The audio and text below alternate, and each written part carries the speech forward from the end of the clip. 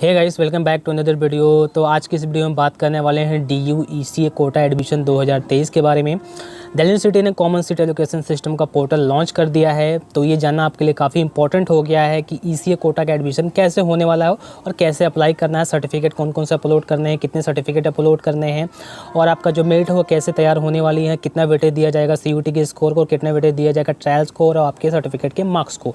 तो आज की वीडियो में कंप्लीट बात करने वाला हूँ, सारे आपके डाउट क्लियर हो जाएंगे। चैनल पर नया है तो चैनल को सब्सक्राइब करके बेल आइकन को प्रेस कर दीजिएगा ताकि फ्यूचर में आपको इस तरह के एजुकेशनल, इंफॉर्मेटिव और एकेडमिक से रिलेटेड वीडियोज आपको मिलते रहते हैं। चलिए आज की वीडियो को शुरू करते हैं। तो दिल्ली यूनिवर्सिटी का ऑफिशियल साइट है, मैंने ये जो बुलेटिन है उसको डाउनलोड कर रखा है, जिसमें कॉमन सीट एलोकेशन सिस्टम से रिलेटेड जितने भी यहाँ पे आपके पॉइंट्स है सारे इसमें डिस्कस कर रखा है। तो हम इस वीडियो में बात करेंगे ECA के बारे में, नेक्स्ट वीडियो में बात करेंगे स्पोर्ट्स कोटा के बारे में। तो ECA की बात करें तो यहाँ पे आपके ECA और स्पोर्ट्स को मिलाकर के 5% सीट रिजर्व होता है आपके हर कॉलेजेस में आपका कोर्स वाइज। ठीक है, ये सारी चीज़ें आप ऑलरेडी जानते हो, मैंने ऑलरेडी पीछे वीडियोज़ में बता रखे हैं। ठीक है, तो यहाँ पे इंपॉर्टेंट चीज़ ये है सबसे पहले कि ECA के जितने भी यहाँ पे कैटेगरीज हैं उसका सब कैटेगरीज यहाँ पे आप देख सकते हो, आप किसके अंतर्गत लाइक करते हो, यहाँ पे आप चूज़ कर सकते हो, अपने सर्टिफिकेट को मैच कर सकते हो। टोटल यहाँ पे आपके 14 कैटेगरीज हैं। ठीक है, आप यहाँ पे सिंपल सी बात है, आप मैक्सिमम जो भी कैटेगरीज है मैक्सिमम आप 3 ECA कैटेगरी को चूज़ कर सकते हो अप्लाई करते टाइम। जैसे मान लो आपके पास 1 है, बहुत से कैंडिडेट ऐसे होंगे जिनके पास 2 भी होगा, 3 भी होगा, 3 से ज़्यादा 4 भी होगा।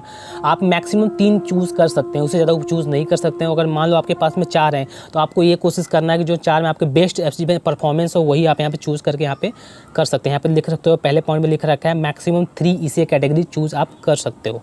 ठीक है, और जो आपके सर्टिफिकेट्स हैं किसी भी ECA कैटेगरी 1 का, जो पर्टिकुलर मान लें डांस है, डांस का जितने भी सर्टिफिकेट आपके अपलोड कर सकते हो, वहाँ पे मैक्सिमम 5 सर्टिफिकेट है जो कि आप अपलोड कर सकते हो। बेस्ट जो आपके 5 सर्टिफिकेट है आप उसको अपलोड कर सकते हो। अगर 5 से कम है तो वो भी अपलोड कर सकते हो, मतलब कुछ बहुत से कैंडिडेट ऐसे होंगे जिनके सर्टिफिकेट 5 से ज़्यादा होंगे तो वो यहाँ पे बेस्ट 5 सर्टिफिकेट अपलोड करेंगे। और जो सर्टिफिकेट का डेट है यहाँ पे देख सकते हो लिख रखा है पीरियड ऑफ 1 मई 2019 से लेकर के 30 अप्रैल 2023 के बीच का होना चाहिए। इनके बीच का जो आपका सर्टिफिकेट है वो होना चाहिए, तभी उसको कंसिडर किया जाएगा। ठीक है, और जो आपके मेरिट बनेगी यहाँ पे जो नंबर आपका कैलकुलेट होगा आपके बेस्ट 3 सब सर्टिफिकेट के बेस पे होगा। 5 अपलोड करवा रहा है बेस से, और उसके बाद में जो आपके बेस्ट 3 सर्टिफिकेट होंगे इनमें से उसके बेस पे आपका नंबर यहाँ पे दिए जाएंगे सर्टिफिकेट को। ठीक है, ये चीज़ें इंपॉर्टेंट है। और उसके बाद में इंपॉर्टेंट ये है आपका 25% जो वेटेज है वो आपको CUT के स्कोर को दिया जाएगा और 75% वेटेज आपके सर्टिफिकेट के मार्क्स को और ट्रायल्स को दिया जाएगा। ठीक है, कि वो ट्रायल्स इस बार ज़रूर होगा और आपको जाकर के दिल्ली यूनिवर्सिटी के किसी भी सेंटर पे देना पड़ेगा। वो हम आने वाली वीडियोज में बात करेंगे जब इसका एडमिशन स्टार्ट होगा तब। ठीक है, और हम बात करें जो NCC और NSS है आपके ECA कैटेगरी में, उनके लिए ट्रायल्स नहीं होता है, उनका सर्टिफिकेट के बेस पे मार्क्स दिया जाता है और आपका CUT के स्कोर को कंसिडर किया जाएगा। तो ये चीज़ इंपॉर्टेंट है यहाँ पे। ठीक है, और यहाँ पे 75% जो मार्क्स है आपके, 60% मार्क्स तो आपके फिजिकल जो भी ट्रायल्स होगा उसके लिए दिया गया है, और 15 नंबर है आपके, उसके लिए आपका सर्टिफिकेट है उसको दिया जाएगा। आप 15 नंबर में से कितने आप स्कोर कर रहे हो वो डिपेंड करता है। और यहाँ पे जो 60 नंबर है आपका यहाँ पे फिजिकल ट्रायल्स होंगे उस पर आपको कितना स्कोर करते हो, और आपका 25% आपका CUT का स्कोर है उसको मिला करके आपके मेरिट बनाई जाएगी। ठीक है, आई होप आपको इतना समझ में आ गया होगा।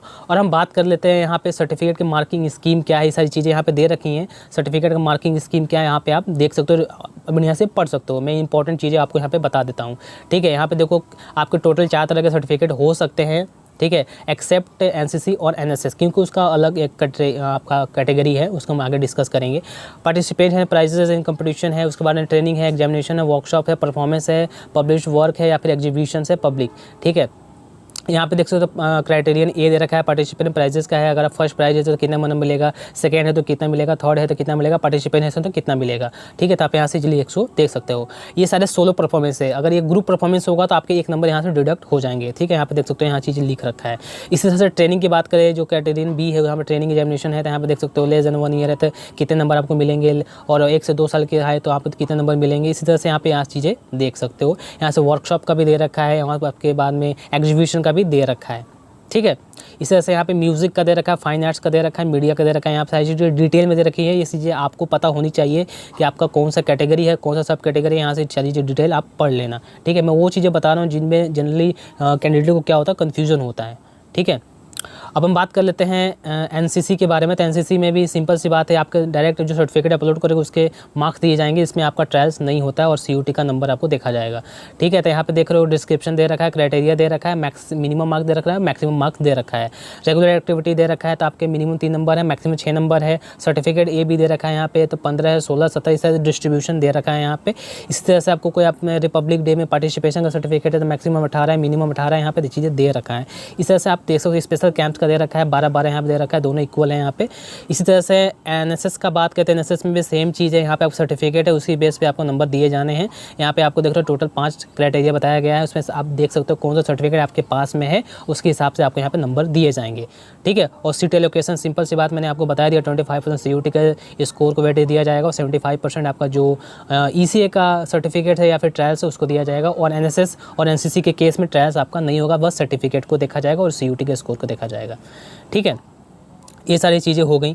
और टाइप ब्रेकिंग यहाँ पे केस में दे रखा है कि अब जो टाइप ब्रेकिंग रूल्स होगा तो यहाँ पे क्या क्या चीज़ें देखी जाएंगी आपका। ठीक है, यहाँ पे ट्रायल्स देखा जाएगा, प्रेफरेंस देखा जाएगा, उसके बाद में आपके बेस्ट सर्टिफिकेट का देखा जाएगा, प्रेफरेंस देखा जाएगा, मार्क्स देखे जाएंगे, ये सारी चीज़ें देखी जाते हैं यहाँ पे।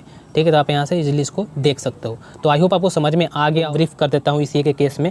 अब जब अप्लाई करोगे तो सिंपल से वहाँ पे जाके आपको रजिस्ट्रेशन करना पड़ेगा और वहाँ पे आपको ईसीए चूज़ करना पड़ेगा, जो आपका कैटेगरी या सब कैटेगरी उसको चूज़ करना पड़ेगा। वहाँ पे आपको एडिशनल 100 रुपये पे करने पड़ेंगे। ठीक है, और मैक्सिमम आपको मैंने बताया कि कितने आप ईसीए को चूज़ कर सकते हो, मैक्सिमम 3 चूज़ कर सकते हो। और सर्टिफिकेट की बात करें तो किसी भी एक ईसीए के लिए मैक्सिमम आप 5 सर्टिफिकेट अपलोड कर सकते हो। बेस्ट अपलोड करना 5 सर्टिफिकेट।